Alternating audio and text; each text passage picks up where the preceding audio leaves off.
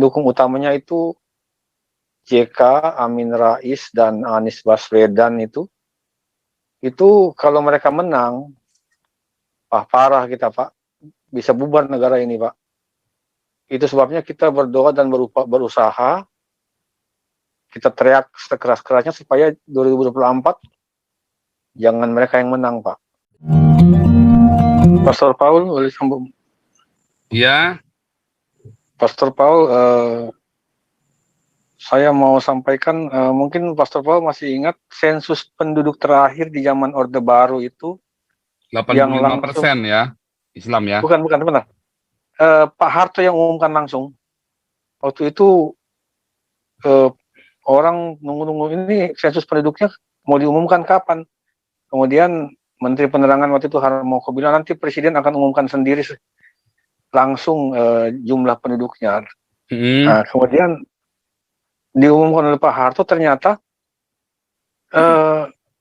mayoritas Muslim itu tinggal 78,9%. Itu Pak Harto yang umumkan sendiri. Kemudian sisanya itu dibagi antara Kristen, Katolik, Hindu, Buddha, dan seterusnya.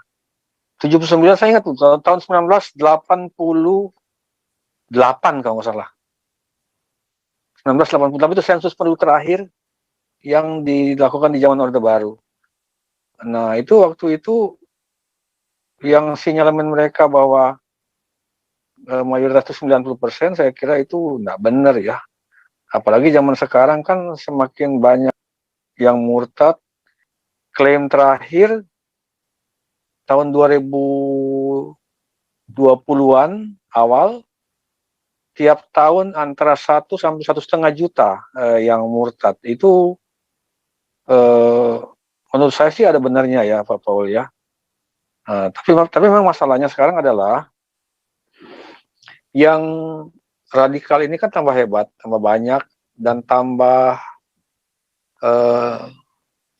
sadis lah kalau menurut saya ya. Tujuannya mereka adalah 2024 Pak Paul. Iya. 2024 itu kaum kadrun, PA 212, FPI Gaya Baru yang pendukung utamanya itu JK, Amin Rais, dan Anies Baswedan itu kalau mereka menang, parah kita Pak, bisa bubar negara ini Pak.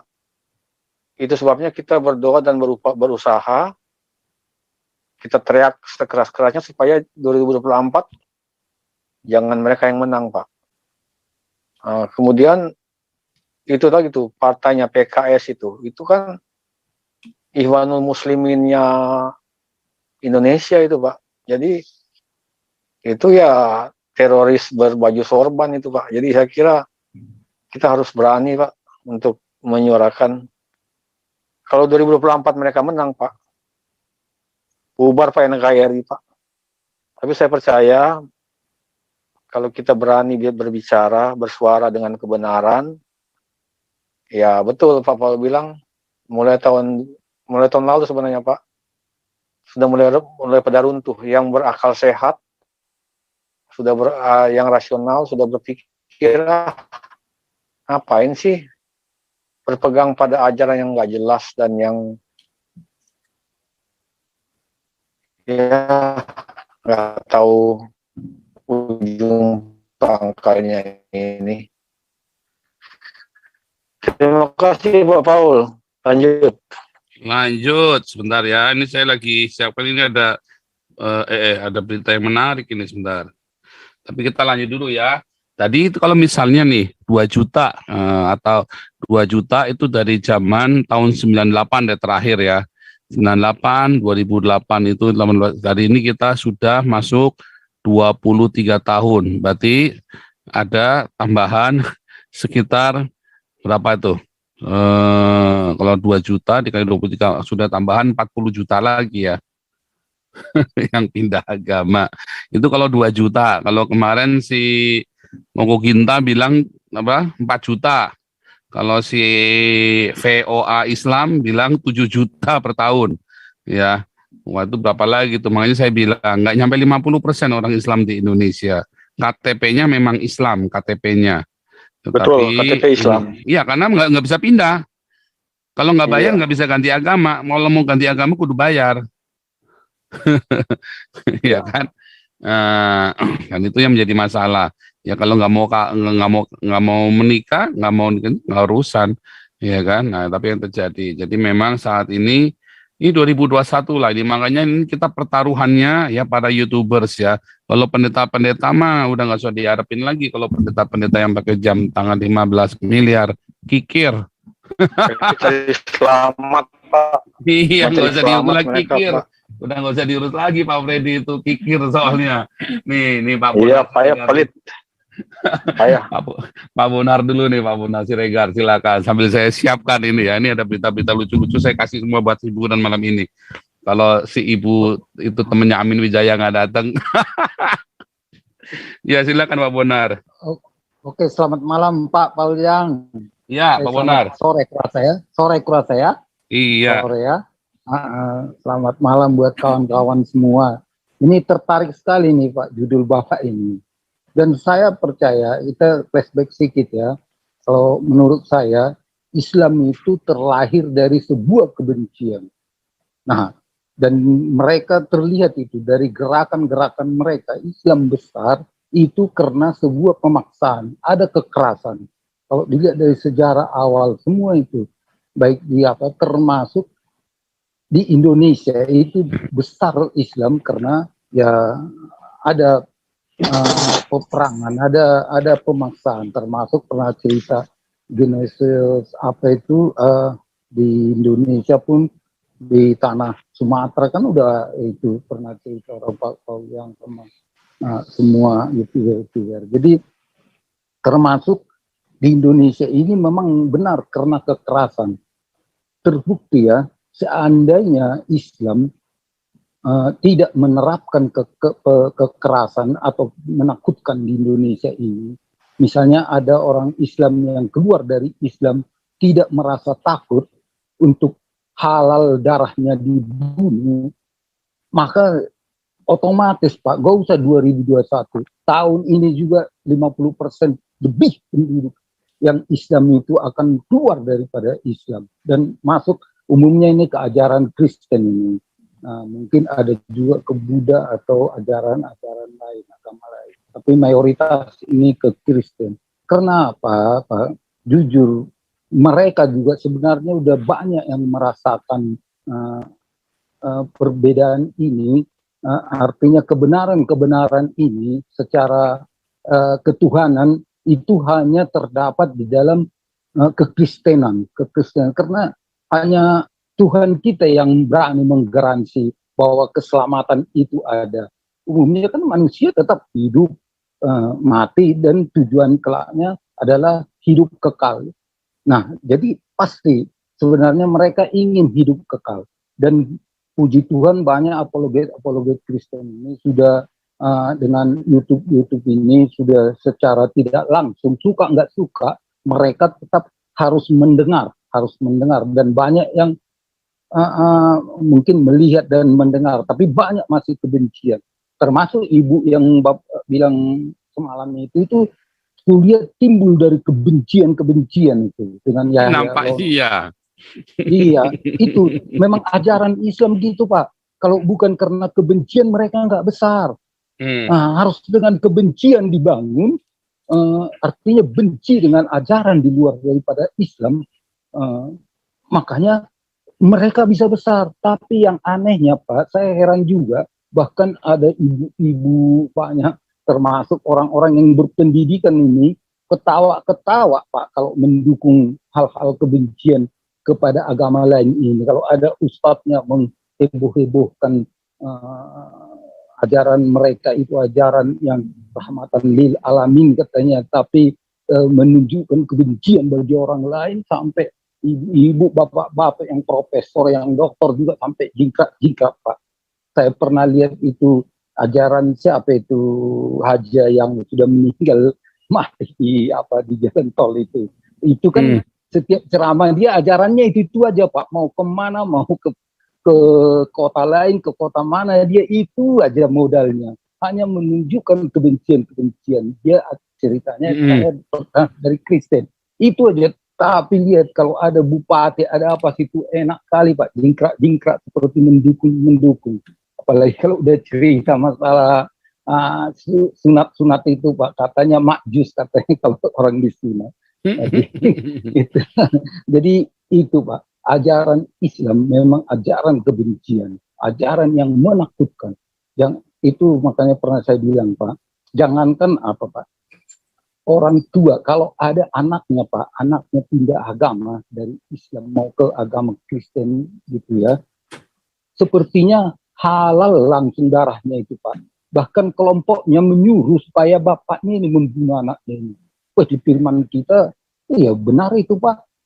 Tidak ada orang yang jahat pun, sejahat orang tua pun tidak pernah memberikan kalajengking kepada anaknya. Kalau orang ini bukan kalajengking Pak, disuruh bunuh. Kalau melenceng, begitu juga kalau bapaknya yang melenceng, anaknya disuruh membunuh bapaknya. Itu kekejaman Pak. Dan memang gara-gara itu besar orang ini. Jujur Pak.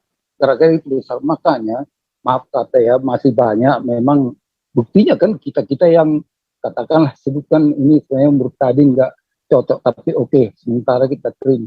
Orang-orang yang sudah murtadin itu kan masih banyak ketakutan Pak kita. Termasuk hal-hal seperti Muhammad Kacil ini, keluarganya, saudaranya aja nanti mungkin diuder-uder itu Pak. Begitu juga yang lain kayak ya banyaklah sekarang yang udah murtadin. Nah, saya sangat-sangat percaya Pak, bahkan sama keluarga-keluarga saya saudara-saudara, kawan-kawan saya sering bilang itu, saya percaya sekali 2023, 24 ini Indonesia sudah 50% lebih penduduknya yang beragama Kristen. Kalau kali apa, jangan terlampau apa kata, yakin kali Pak. Cuman memang secara KTP pasti bilang Bapak itu banyak yang tidak menggantikan KTP karena itu harus ke pengadilan itu biasanya penggantian. Jadi repot dan memang di dalam ketuhanan itu tidak dituntut masalah nama di KTP itu kan. Yang penting kan percaya kepada Yesus, bahkan menjadi Tuhan dan Juru Selamatnya dibaptis. Nah, ini pas yang dibilang kita-kita ini Bapak termasuk semualah dengan gerakan-gerakan yang kita jalankan ini momen terakhir saya pikir Pak. Pas seperti tadi, kalau kita gagal untuk 2024 ini Pak, untuk presiden dari orang-orang kita atau yang memang berpihak kepada netralitas dulu minimal, kita hancur Pak. Memang hidup pakai mati buang nih Pak. Kalau saya lihat hidup pakai mati buang. Kalau kita nggak bisa rebut lapangan ini, kita lebih bagus mati. Nah, itu kalau saya lihat. Makanya maaf saya Pak, saya jujur lah ya, udah bertahun-tahun sebenarnya. Saya punya keinginan Pak ini. Artinya, tapi saya nggak tinggal dari kota besar. Saya karena persoalan ini sering yang dilihat di kota besar. Saya pengen gitu turun sendiri Pak. Bahkan artinya kalau orang demo gitu apa mau rame-rame, saya pengen sendiri pun saya berani mau kemana, mau ke Dobang apa gitu ya untuk menyuarakan hal ini. Tapi maunya di kota besar gitu. Saya terus terang saya karena nggak punya dananya Pak untuk ini. Kalau kita turunkan minimal ya keluarga kita harus kita turun itu dalam arti untuk apa Pak? Ya, ini menyuarakan kebenaran ini Pak. Banyak kejanggalan di sini. Jujur Pak ya. Mereka ini merasa berani ngomong, bahkan bertindak kasar karena mereka merasa ada melindungi. Artinya kalau kita nggak siap juga jadi bantalnya untuk ya seperti yang dibilang Pak Kace apa itu, saya juga pengen gitu. Saya bilang sampai saudara sama keluarga, tolong dulu doakan saya ketangkap, tapi waktu saya mengatakan yang benar, yang nangkap jangan organisasi, jangan apa, yang polisinya maunya, yang di pusat gitu. Kenapa? Ketika kita tertangkap, saya hanya rindu gini Pak, kalau saya ditangkap, yang penting saya terlindungi, nggak ada orang yang mengerjai saya atau membunuh diam-diam. Kalau mati di kepolisian mungkin yang lain udah akan menuntut menyelidiki. Ya. Nah, saya itu pengen Pak, maaf kata sayang saya lihat, aduh orang-orang tinggal di Jakarta ya, kok apa kayak masa-masa Ahok dulu. Harusnya kan ada yang siap turun, mau nggak ada kawan ya sendiri gitu. Karena kadang Pak, kalau kita nggak menyuarakan, dipikir orang ini memang kita ini bodoh, nggak berani gitu, nggak berani. Nah, ini momennya sebenarnya. Kalau makin banyak kita ini, banyak kita bersuara ini, bahkan sendiri pun main di lapangan sih. Karena jujur Pak, kalau saya pikir kalau misalnya polisi memang betul-betul siap mengamankan, tidak ada kita yang artinya mati konyol Pak. Saya percaya itu. Tapi paling tidak, oke lah kalau harus mati, ya udah sempat suara kita terdengar gitu. Makanya saya dukung Pak, artinya kasus KC ini ya, tolonglah, kuatkanlah KC. KC lah yang ngomong, yang benar-benar dari hati nurani. Seperti dulu kan Pak, apa itu, siapa itu, Haji, dulu tahun-tahun 7 anak Yusuf Ron itu, saya ikuti live itu apanya, memang terbuka itu apanya Pak, ke persidangannya gitu, karena banyak orang pakai corong lah. Dia langsung ngomong Pak, belak-belakan di situ.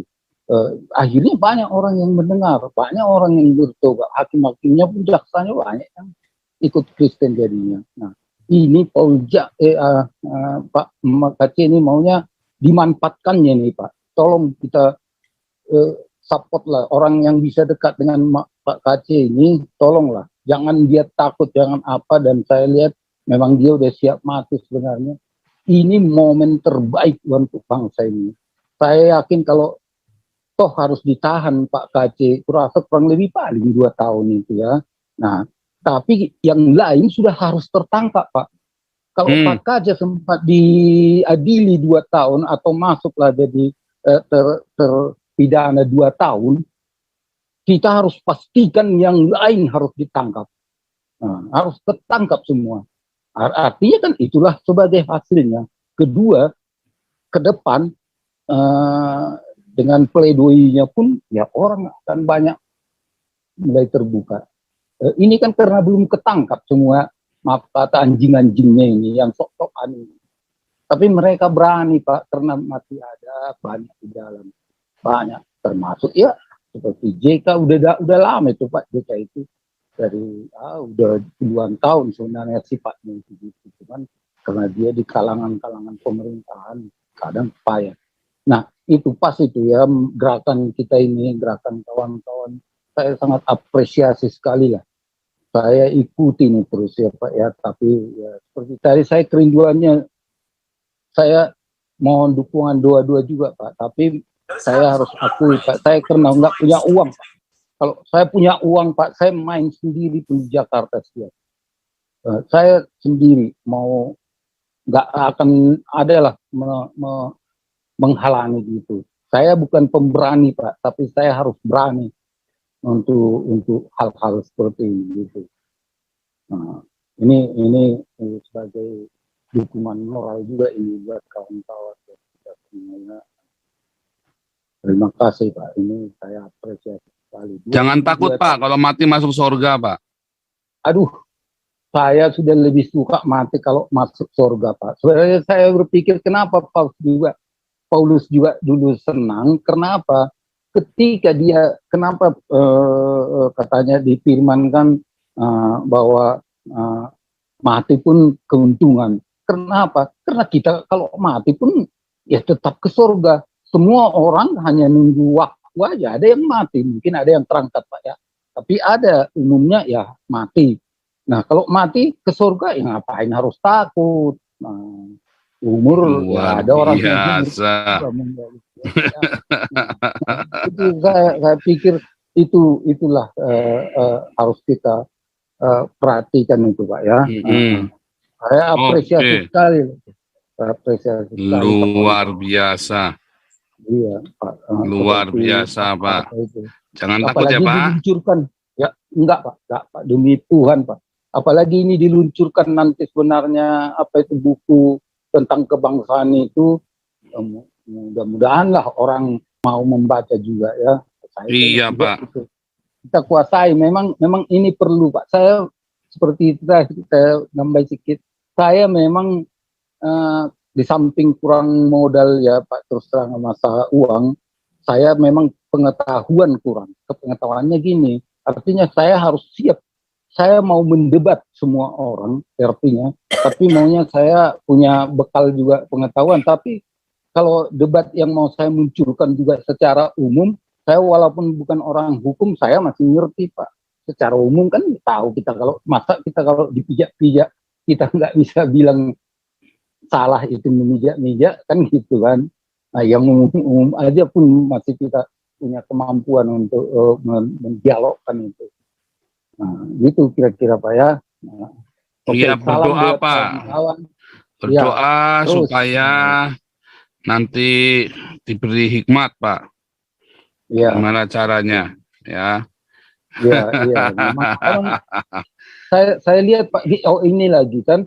Tadi kan kita bilang memang nggak mustahil ini Pak ya. Karena tadi pertumbuhan ini, kenapa? Ini kayak apa itu deret ukurnya. Jadi membuat 1 tambah 1 waktu kecilnya Pak ya. Tapi kalau udah besar kan dia udah misalnya 1 tambah 1 2, 2 tambah 2, udah 4 tambah 4. Jadi nggak hal yang mustahil kalau sekarang udah 30%. Kalau 1 orang aja dapat 1 tahun ini, berarti tahun depan udah 60% dong. Kan gitu. 1 orang dapat 1 gitu ya. Nah, kan gitu. Jadi kelipatannya ada bagaimana. Makasih Pak Wawijang. Semangat kita semua. Lanjut dulu nih.